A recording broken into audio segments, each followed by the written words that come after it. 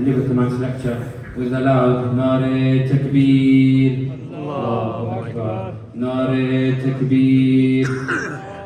Nare Risalat. Ya Rasulallah. Nare Risalat. Ya Rasulallah. Nare Haydari. Ya Ali. Haydari.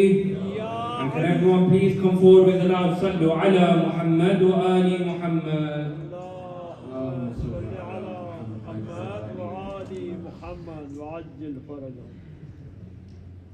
Before we start tonight, there has been a request for Al-Fatiha for the marhuma who's passed away this morning, Kulthum in Pakistan. She's the mother-in-law of Mir Imran Ali. Tonight is the night, Thursday night, Shabi Jum'ah, Laylatul Jum'ah, as in the riwayat.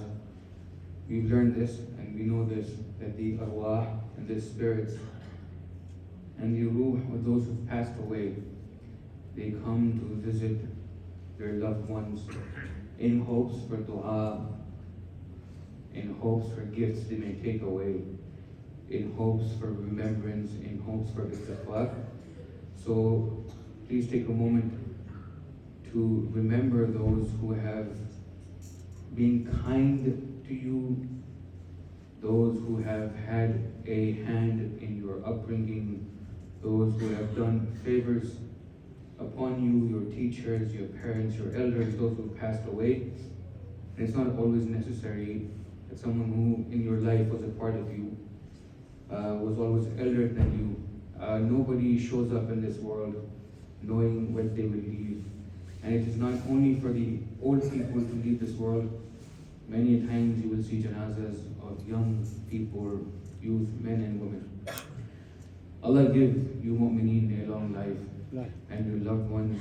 Please remember the marhuma and your marhumeen and also a marhuma, Sayyidah bint Zainab. Al-Fatiha. Bismillahirrahmanirrahim. Alhamdulillahi Rabbil Alameen. المستقيم. بسم الله.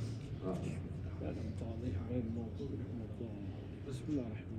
اللهم اغفر للمسلمين والمسلمات والمؤمنين والمؤمنات والأحياء منهم والأموات. إلهي بيننا وبينهم الخيرات. إلهي. Please recite without salah. اللهم صل على محمد وآل محمد وعجل فرجهم. As the weather started snowing and might get cooler and cooler, I'll keep my talk short so people can get to safety, their houses, and I won't take much of their time. Allah bless the mothers and the fathers who've come with their children, because at the end of the day, it is these children that you hope will remember you on nights like these when you pass away. It is these children you have hope in them, that once you leave this world, they will show up at your qabr and your qubur, and they will pay their respects and they will remember you in your Fatiha and your salawat. Because once people pass away, their a'mal, a'mal is closed. They're only reliant on sadaqah jariyah, they're only reliant on good deeds they've done to other people who remember them in their prayers. And people can make many buildings and many institutions after you're gone. They can put your names on frames and posters. Yeah. But one person who shows up and he tells you, brother, I pray for you in Salat al-Layl, that will benefit you in the dunya and that will benefit you in the hereafter. Bismillahirrahmanirrahim. Alhamdulillahi alladhi lam yattakhidh walada wa lam yakun lahu sharikun fil mulk wa lam yakun lahu waliyyun min adh-dhulli wa kabbirhu takbira. Allahumma salli ala Muhammad wa ali Muhammad. ثم الصلاة والسلام وتحية الإكرام على الرسول النبي الأمي الذي أرسله بالحق بشيرا ونذيرا وداعيا إلى الله بإذنه سراجا منيرا سيدنا ومولانا أبي القاسم مصطفى محمد. اللهم صل على محمد وآل محمد وعلى آله الطيبين الطاهرين الغر الميامين المعصومين الذين أذهب الله عنهم الرجس وطهرهم تطهيرا. اللهم صل على محمد وآل محمد ولعنة الله على أعدائهم أجمعين. أما بعد فقد قال الله تبارك وتعالى في كتابه المبين قوله الحق وهو أصدق القائلين. بسم الله الرحمن الرحيم. أم يحسدون الناس على ما آتاهم الله من فضله فقد آتينا آل إبراهيم الكتاب والحكمة وآتيناهم ملكا عظيما صدق الله العلي العظيم. ما شاء الله. اللهم صل على محمد وآل محمد وعجل فرجه.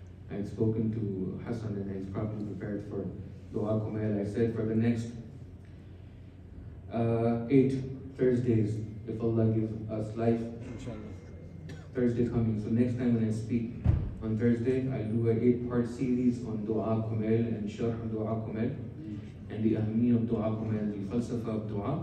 But because we hadn't announced that, so I chose a different topic for tonight.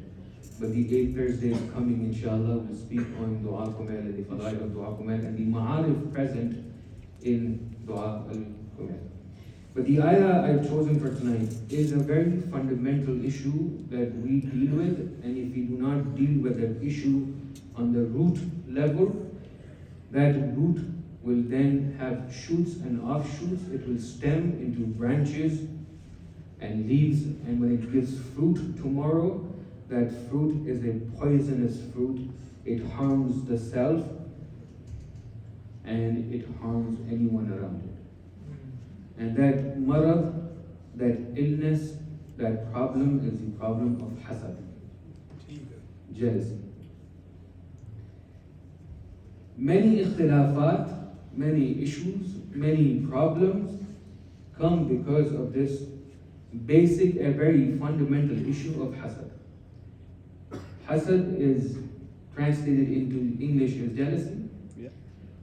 And did not start when people came to this earth. It started even before men were created. As soon as Allah subhanahu wa ta'ala announced that I will create this creation and He will be my Khalifa on this earth, the first person to object was خَلَقْتَهُ مِنْ تِينٍ وَخَلَقْتَنِي مِنْ نَارٍ. Why is he so special, this Adam of yours, when you have created me from fire, while he is made from clay, dust, sand? This is hasad. I am fulan fulan. This is what Shaitan said. I've been worshipping you for ages. Some riwayat will say 50,000 years Shaitan has done ibadah of Allah subhanahu wa ta'ala, whereby he reached a maqam where he was with the angels. When Allah says, I've commanded the angels, it was an expectation from Shaitan to do sujood because of his maqam and his station. His jins, his genre, the way he was, his physical appearance, his constitution was not of the nuri, malakuti, angelic type, but he was made of fire. But because of his ibadat and his proximity to Allah and all the sujood and all the ruku and all the dhikr he's done, he gained proximity till a point. And that breaking point, or they say what broke the camel's back, was this hasad that creeped within him, that seeped in his being, that he did not pay attention to, and it caused his downfall. Where do we see hasad after shaitan? In Habil and Qabil. Habil and Qabil, the children of Nabiullah Adam alayhi salam. What do? People say, oh, there was external influence, for instance, political circumstances. There's not many people in the world at that time. It's Adam, Hawa, and these little children, young children. Who? Habil and Qabil. And Qabil kills his brother because of jealousy, because of hasad. And this hasad exists in each and every one of us, myself included. It exists. We decide the grade, or do we drive it up a notch, or do we bring it down a notch? We decide the level of hasad we have for each other, or anybody else. And wallah al-adim, if you look at the riwayat, you'll be astonished at how many sadat, the children of the Ahlul Bayt, the children of the Imams, worked against the Imam because of hasad. Imam Sadiq alayhi salatu wasalam,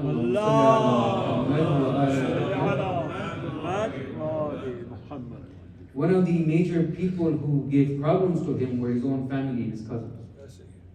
One of the people involved in the murder of Imam al-Kazim was his cousin.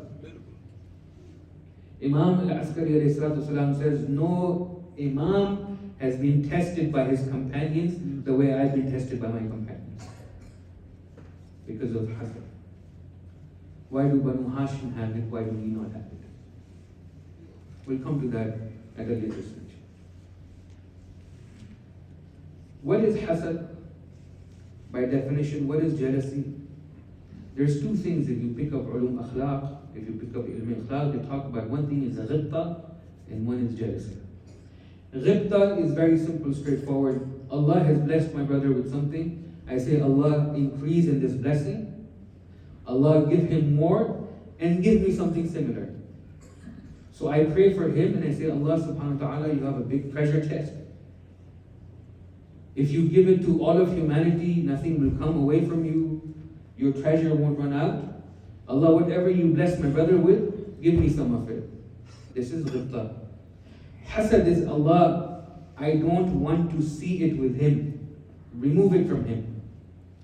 I get it or I do not receive it, I don't care. He should not have it. This is hasad. Why does somebody have a certain blessing? Why is he so knowledgeable? Why does he look a certain way? Why does Allah bless him with so many houses? And Rasulullah sallallahu alayhi wa sallam, Allahumma salli ala Muhammad. He says there's 3 times of someone who's a jealous person. I say, my brothers and those sisters listening, when the Imam or when the Quran or when the Ma'asum Rasulullah tells you there's 3 signs of a munafiq, there's 4 signs of a muttaqi, there's 5 signs of a liar, don't go around looking at in other people's actions. This is habit we have. Molana sahab, ye teenon cheezein iske andar maujood hain. He must be munafiq. These are signs from me and myself, you and yourself. Do these things exist within me, yes or no? Engage yourself. This is a barometer, a standard, a benchmark for each and every one of us. It has nothing to do with anybody else. Most of the problems in this world arise because we are more involved in other people's issues than we are with our own issues. If you were to reflect and sit down and look at your life, and you really want to improve yourself, you realize there's so much work I need to do. If you have nothing to do, start working on your physical self. Look your best at whatever age you are. You said, you know what, am I in my prime for my age? No, start working on yourself. Busy yourself with this. Better you busy yourself with this jism and this badan and this dunya than you busy yourself with other people's affairs. Nothing is destructive or nothing destroys man the way meddling into other people's affairs and issues are. The 3 times Rasulullah says, one thing, he said the first time is he does a lot of ghibah. A hasid, someone who has hasad, a jealous person will do ghibah. He'll sit down with you and he'll talk about somebody else. The reason I am sharing this tonight, first and foremost, this is a security check for myself. Once I've announced this, so when you see Molana sahab doing it, it's like Molana sahab, you can't see, you don't do this now, we know the 3 signs now.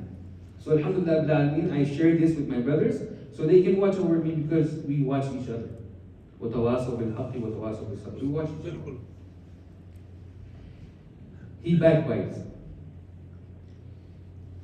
If you have not experienced this, I will share with you my experience. You know, anybody who talks to you about someone else will talk to someone else about you. This is 100% guaranteed. Man naqala alayka wa man naqala anka naqala alayka. This is a hadith of Imam. Whoever comes to you and says, person X has said this, you cannot trust him. Because as soon as you leave, he will talk about you to somebody else. This is in their nature. It's right. Oh, aap to bahut achhe hain, you're very good. That person is not that great. How can you trust someone who's like this with you, talking about a ghaib? talking about someone who's absent, someone who cannot defend himself. That is why the riwayah says, Man iqtab, whoever does ghiba, it's like he's eating the flesh of his dead brother. What does that mean? He's eating the flesh of someone who cannot defend himself. Allah gives each and every one. I see many people here who've done the practice. When you have time where you're available, sometimes there's notices coming out on the app or on the Facebook page that there's a janaza or a mayyit in the ghusl khana here, ghusl happening. Just sign up, say, you know what, I want to be present and I want to help for ghusl. Call the ghusl committee, tell them when there's a janaza next time, I just want to be present in the room. And see how a janaza is in front of you. Be present in the room where there's a janaza, you give him ghusl to. This person who used to take care of himself, right now is not able to move left or right. He's not able to turn around. And he is at the mercy of the brothers around him. A very sharif man, a very decent man, he's always well dressed, always well groomed, always taking care of himself. In the janaza room, he's covered with a loincloth and he's lying on his back at the mercy of people around him. It's a sight to behold. It's something to consider. You are present in the room, you're helping with janaza, it will change perspective. Tomorrow we here on this table, at the mercy of the brothers around us. Be careful of the brothers you choose to be around you. Or at least have brothers, when they find out that Fulan person has passed away, they show up and they know how to respect you when you're living and they know how to respect you after you're gone. Otherwise you're stuck. And this is why Taqvi of awlad, Allah, again I say, bless your parents. Even if your children are young, you've come here on Thursday night, you've come here to be in the masjid, you've come here to be with the dhikr of Muhammad and Muhammad alayhi salatu wasalam, it will have an effect. It will have an effect. Passively listening will have an effect. Not so long ago, somebody, one of the ulama was talking about, they went to someone's house and they handed him a small pot and they said, Molana, when you go to Pakistan, take this with you. Like, what is this? Like, these are the ashes of her mother. Shia family. Ashes of the mother. Why? Because, alhamdulillah, Molana, the kids are in private school. What have you prepared for the akhirah? Kids are in the private school. Yes, many cases, because unfortunately, like I said, this is, it's my job. I have to speak to other ulama, find out what's happening in their places. If they say it right now, they just get a phone call, Molana, there's a janaza coming. I don't think I'll be able to make it. If you can just bury it and tell me where the qabr is. The father's qabr, janaza, and the son says, I don't have time. I'll come down in a month or 2 months.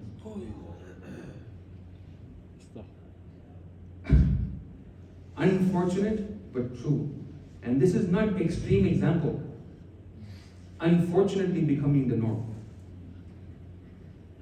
Why? Because we're more interested in educating the children. No one's stopping you from it.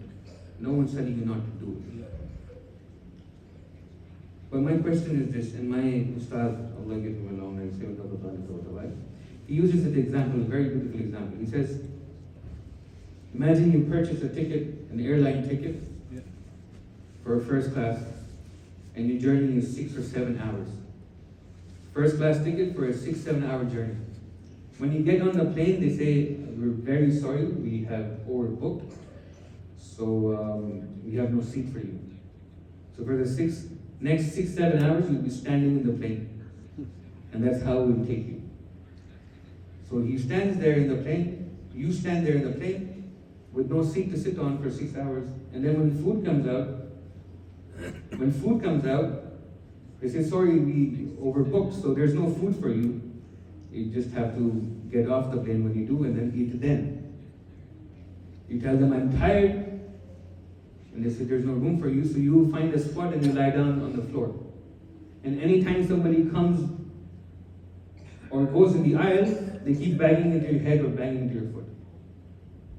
When you get off that plane, you've bought a first class ticket. When you get off the plane, What is the first thing you usually do? You run to the airline's office and you give them a piece of your mind. This is the first thing you do. You paid for first class, there's no seat, there's no food, you've been treated how you've been treated, and now you're unhappy. When you go to the airline's office and when they find out, they're very astonished. They said, oh, I'm very sorry this happened to you, you experienced this. So in compensation, to compensate the mishap, let's make an arrangement. Anytime you travel to the end of your life, the expense is on us. Anywhere you go in the world, we'll make sure you have a good flight and we'll pay for your ticket. And anywhere you transit or stay, we'll give you a 5-star hotel. So you're paying for transport or your flight for the rest of your life, and anywhere you stay, we'll give you a brilliant hotel. What do you say? Is there another flight? I'm ready to do another 8 hours of the same struggle I went through. If this is the payoff, if you're paying me for free commute for the rest of my life, and if you're paying me a brilliant hotel for the rest of my life, I don't mind another 8 hours, 10 hours, 15 hours. I don't mind staying hungry. Make sense? This is the dunya and that is the akhirah. This is the dunya and that is the akhirah. Struggle for 50 years, 80 years, 100 years. وَهُمْ فِيهَا خَالِدُونَ. And they live there forever and ever. They live there forever and ever. So choose how you choose to live. Make a choice, make a decision. There's many things to talk about, but I have to keep coming back to hasad because hasad is the root. It is the first sin witnessed. When sins were witnessed, the first sin that manifested was hasad. And it seeps up. It happens in the ulama, it happens in the shu'ara, it happens everywhere. It's a thought, it's a fleeting thought. It comes, it strikes you, and it causes destruction and goes away. Sometimes you don't realize what's happening. The first sign Rasulullah says is he backbites. The second sign the Imam says, there's a word in Urdu called chaplus. In English, the word for chaplus, I don't know, I can't think of the word right now. But it's someone who is always nice to you, who's always with you, he's always very agreeable with you, but as soon as you turn away, he has a different face to show. So with you, he's all nice and decent, you're his best friend, he'll do anything what you want him to do, but as soon as you turn around, he changes. He changes. First, the hasid, the one who does hasad, who's jealous, backbites. Second, he's chaplus. The third thing is he's never content. He's never happy.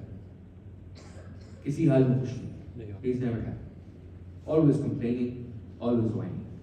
These three things Rasulullah says, and again, I urge you, instead of looking out for somebody else, look for these signs within yourself. Even if it is in a small miqdar, even if it's in a small amount. And hasad starts with a small thought. Somebody says something, and unfortunately, in our Pakistani Indian families, it happens a lot. Between brother and sister, siblings. Why, Barhal? When the children get married. Now there's another introduction in the family. The bahu or the damad. Yeah. And now there's problems. I'm not taking this out of my pocket. Shia people have gone to Hindus to get magic done for Shia brothers. Shia individuals, Ithna Ashari, have gone to Hindu Babas to get ruqa or ruqya for magic for their own family members. What? Hasad. The root of it is hasad. And people don't think much of it. Aap baithe nahi kahin pe. There's 4 or 5 people sitting down. One of the relatives, they make a remark. It doesn't mean anything in the gathering. But the effect that one remark has sometimes can be felt in generations. Why? Because one old man or one old woman could not control their tongue. Could not control their tongue. And the root is hasad. The root is hasad. The cause is hasad. The problem with the hasad, if you look, why does one person do hasad? The problem with the hasad is because he does not believe in his heart that Allah controls everything. This is the problem. The problem with the hasad, why is anyone jealous? They feel that Allah has been unfair. Where else does this go to? Why does he have much? As soon as this thought comes to one's mind, why does he have, iske paas zyada kyun hai? Why does he have a lot? The first thing you ask yourself is, who gave it to him? Where did it come from? Is it not Allah who says, I am the Raziq? Is it not Allah who says, I am the Hayy and I am the one who gives life? Why does he have so many children? Why does... It's very petty if you sit down. It's very petty if you sit down. And the reason I share this with you is my brothers in faith, my brothers who are the lovers of Imam Ali alayhi salatu wasalam. Allah protect each and every one of us from this very hidden, very latent adhab and very latent, very hidden characteristic. If you find yourself, revise and revisit your tawheed. If Allah gives someone 1,000,000 and He gives you 1, it is still fair and it is just.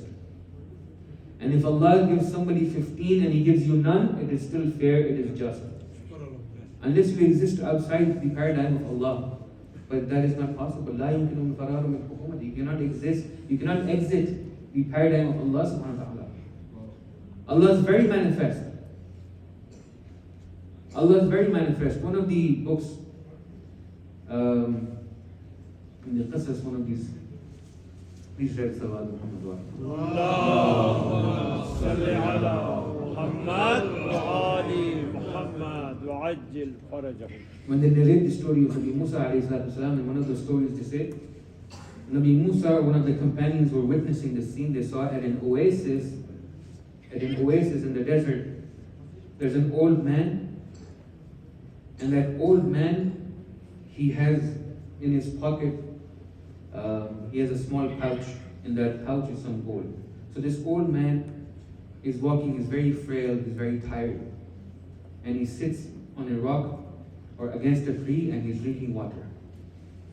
All of a sudden, a young horseman comes and the horseman gets off his horse and he slices this man's head off. The horseman cuts this man's head off and kills him.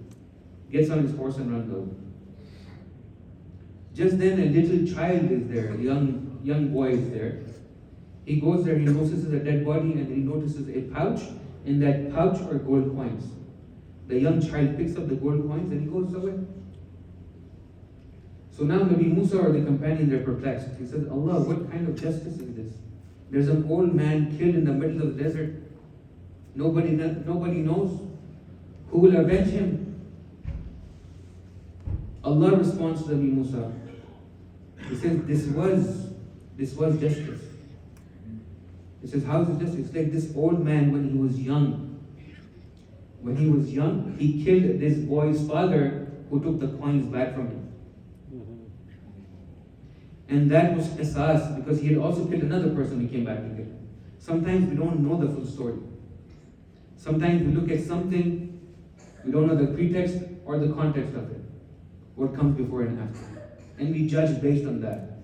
But Allah exists beyond that. He sees the before and the very much after. What we may feel to be unjust sometimes is very much Allah's justice at play. We don't realize it. Pick up human history, pick up Islamic history, pick up any history. Except for the Ma'asumeen alayhimus salatu wasalam. Except for the Ma'asumeen alayhi salatu wasalam and the Anbiya who had hukuma. Any madloom who gained power became the Zalim. Any madloom, anyone who was oppressed, as soon as he became powerful, he started oppressing. This is human history. Because power corrupts. And absolute power corrupts absolutely. Unless you have an inayah khasa from a ma'soom. Unless a ma'soom is praying for you. But this is human nature.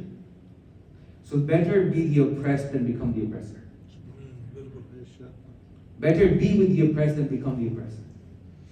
Better I die knowing that somebody has taken something from me than die knowing that I've taken something from someone. It's an easier death. It's an easier death. Last thing I'll say about hasad in Banu Abbas's time, Mutawakkil, the Khalifa, a man had hasad, and this is narrated many, many times in this chapter. A man was jealous of his neighbor. A man was jealous of his neighbor, and this jealousy disturbed him and troubled him. To a point where he tells his ghulam, he tells his slave, the person, his khadim who works for him, he says, I'm bothered by this person. This individual, he bothers me. He disturbs me. He says, what does he do to you? He says nothing. Why is he always happy? Why is he always happy? Why does he have nothing to complain about? He says, what do you want me to do? Should I kill him? He says, no, if you kill him, then he won't suffer. I need to do something worse. This is in history. Mutawakkil's time, the name of this person is mentioned in Tariq. He says, I want to do something worse so he suffers. It's like, what do you do? He says, kill me and put my body in his house so he gets arrested. He tells his ghulam, he tells his servant, he says, kill me, dismember me, and put my body in this person's house so the police arrest him. And then I will be at peace. The extent of hasad. So the ghulam does exactly that. In the middle of the night, the ghulam, the servant, and this individual, they hop over the person's wall, the neighbor's house. They go on his roof. He says, okay, Allah, I'm ready. Kill me now. And don't forget, dismember me and put my parts everywhere. So they kill him and dismember him, and he puts his part everywhere. In the morning, when there's noise, to say this person is missing, they find out his body is in the neighbor's.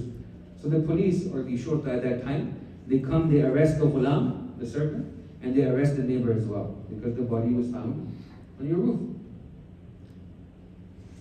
So when they inquire, the ghulam says, okay, since my owner is dead, I have no loyalty to anyone right now, I'll tell you exactly what happened. This is what happened. He was jealous of this person, and he asked to do this, and I killed him. So Mutawakkil looks at him and says, I've never heard of anything like this before. I mean, to this extent, I've not heard anything. He frees him eventually. The man is free, but hasad.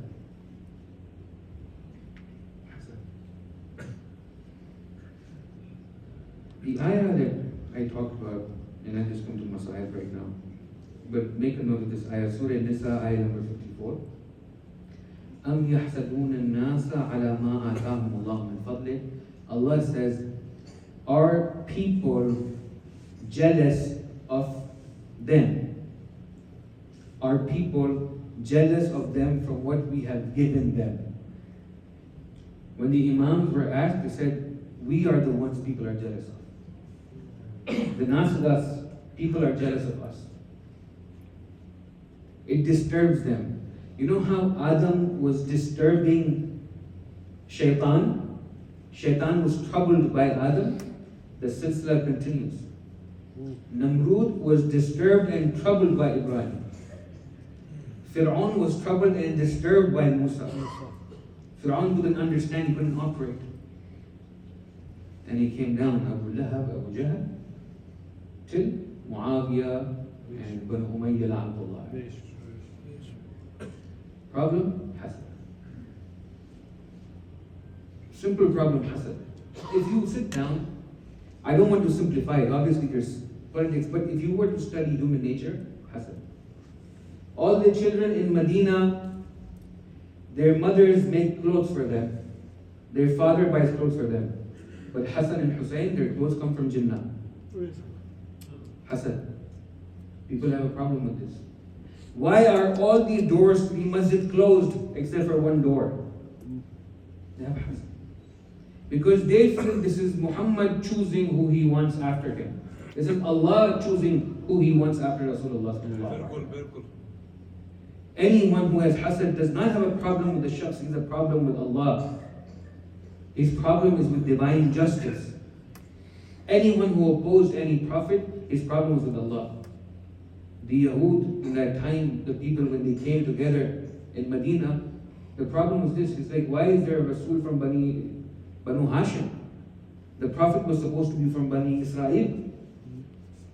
We don't accept it. Allahu ya'lamu haythu yaj'alu risalati. Allah will choose His wali. You like it or you don't like it. It's a choice for Allah subhanahu wa ta'ala. And we're talking about this today again. I just mentioned it in passing. Ashab al-Kahf.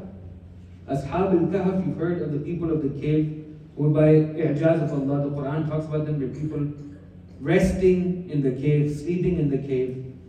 They will come out when the sahib comes out. When his duhur happens, Ajulullah ta'ala Farajah Sharif. These people in that side of the earth, Europe, Rome side, wealthy individuals, people who had influence, young people who had power and authority, they chose to leave society for the sake of Allah subhanahu wa ta'ala. And Allah chose to guide them to safety. Was it possible for Allah subhanahu wa ta'ala to send an angel to guide them? It's not impossible. You have 5 or 6 individuals who are running away from society. An angel comes, holds them by the hand, takes them to safety. Is it impossible for Allah? No. Can Allah do it? Yes. Who does Allah send? Allah sends a dog. Allah sends a dog. Come with us. Come with me. I'll take you to safety. हम और आप जैसा मुझ जैसे कोई तो नाराज हो जाता है कि अल्लाह इतनी मेहनत कर रहे हैं एक फरिश्ता ही भेज देती कुत्ता क्या हो जाए. Why did you send a dog? The problem is, and they understood this, we might not understand this. It's not who's coming to us, it's who's sending it to us. It's not the dog we're looking at. It's not who's coming towards us, it's Allah sending to us. Allah will send whoever He wants. وَأَوْحَيْنَا إِلَى النَّحَلِ. मेरी doctor साहब आप पे वही होती है, हमारे पर वही होती है, किसी पर वही होती है नहीं होती, शहद की मक्खी पर होती है, कुरान में लिखा हुआ. बिल्कुल ऐसे. There is wahi on the nahl, on the honeybee. The Quran says it. हमें problem है उससे नहीं, आप लड़े आके शहद की मक्खी से. Allah chooses where He sends hidayah. Allah chooses the household. Allah has chosen the household of Muhammad and Al Muhammad alayhi salam. Allahumma salli ala Muhammad. وآل محمد وعجل فرجه. Allah has chosen this household, and people have a problem with this. And you look back, it's Rasulullah would sit in his house, and one of his wives would be with Rasulullah. As soon as Imam Ali would come, Rasulullah would say, "Move away," let Ali sit. Now she had a problem with this. Why Ali? Why not my father? Why Ali? Why not somebody else?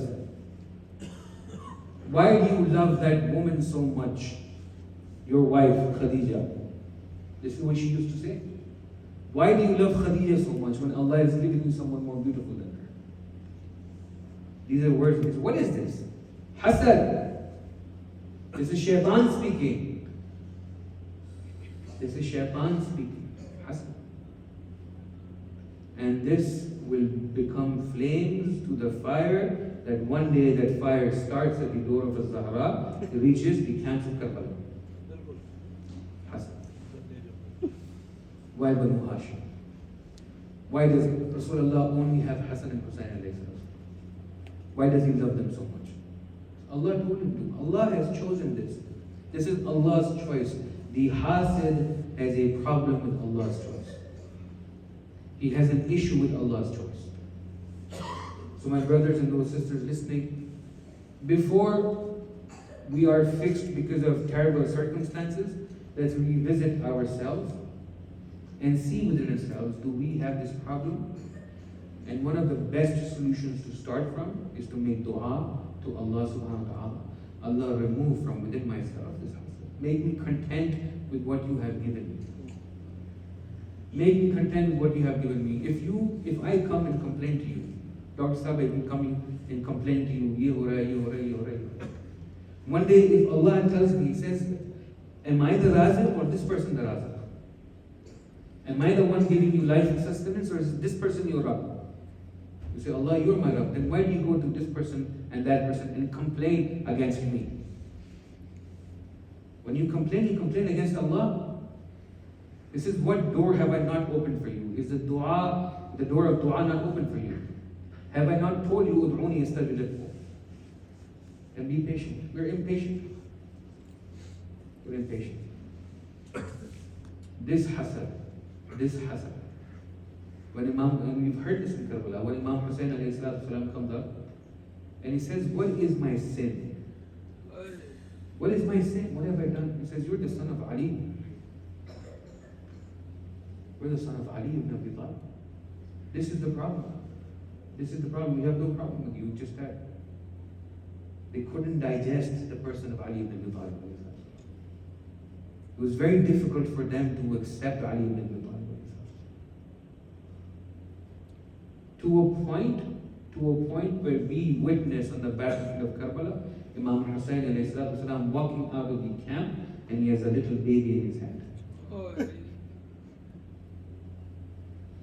You know, I used to think sometimes, and I asked one of the teachers, he says, it is unprecedented that somebody would walk out onto the battlefield with holding a baby in their hand, and the baby will be shot or be injured and be killed.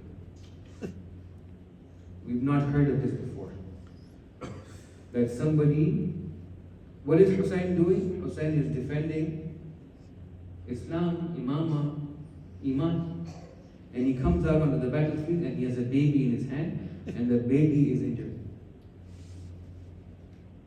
I asked one of the teachers, I said, where is this from? So my teacher says, like, where do you think Ali has not heard this from? Like, I don't know. He says, look at Muhsin. Look at Muhsin. He says, Muhsin was before Ali Asghar in this regard. Muhsin, the son of Zahra Salamullah alayha, was the first one in this regard. The first shaheed, the first child shaheed of Wilaya is Muhsin ibn Ali ibn Abi Talib. He says, where else would you see this? What household would you see this? Fire in Sham Ghariba, fire at the door of Zahra. A child being sacrificed like this at the house of Zahra. Karbala is macro. Karbala is manifest of what happened in that one night in Medina. Anything you can think of that happens in Karbala took from that one night. Bodies being trampled under the feet, Medina. Women being struck, Medina to Rasul. Khiyam being burnt, Medina to Rasul. Little Sakina Salamullah alayha complaining that she was Medina to Rasul, Fatima to Zahra Salamullah alayha. La'natullah alayhi wa zalimin sayyi'an wa la yadhlimun qalbun qalbun inna lillahi wa inna ilayhi raji'un wa sallallahu alayhi wa sallam. Bismillahir Rahmanir Rahim. Allahumma kun waliyyika bil hasan. صلواتك عليه وعلى آبائه في هذه الساعة وفي كل ساعة وليا وحافظا وقائدا وناصرا ودليلا معنا حتى تسلمه وغفرته وعنه وتمتعه فيها طويلا برحمتك يا أرحم الراحمين. اللهم صل على محمد وآل محمد وعجل